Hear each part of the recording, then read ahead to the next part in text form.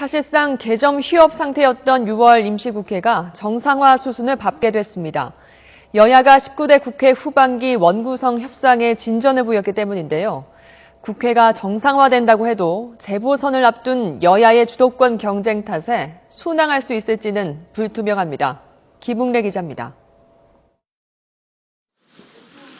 지난 5월 새로 뽑힌 여야 원내대표가 가장 먼저 한 일은 세월호 참사에 대한 대응책 논의였습니다. 이견 없이 세월호 국회를 열기로 했고 효율적인 국회 운영을 위해 원구성 협상도 신속히 진행하기로 했습니다. 국회가 선제적으로 해야 된다는 말씀을 능히 드렸고요. 초당적 협력으로 이 문제, 세월호 이 참사 사건을 다룬다.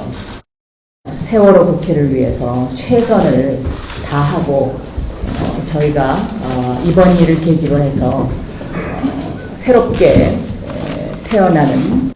하지만 여야는 지방선거를 치르느라 5월을 흘려보냈고 선거 이후 지금까지 최악의 출석률 속에 진행된 대정부 질문 말고는 딱히 한 일이 없습니다. 김기춘 실장의 해임을 건의하실 생각은 없으십니까?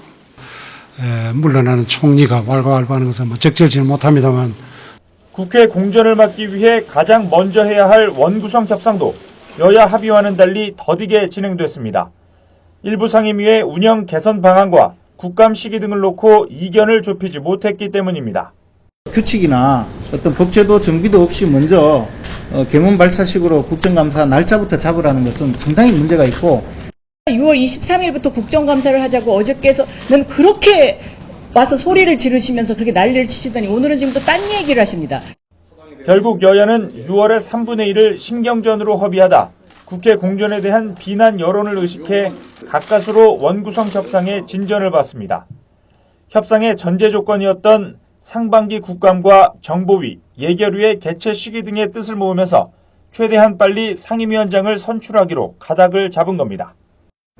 원구성 협상의 돌파구가 마련되면서 국회는 정상화 수순을 밟게 됐습니다.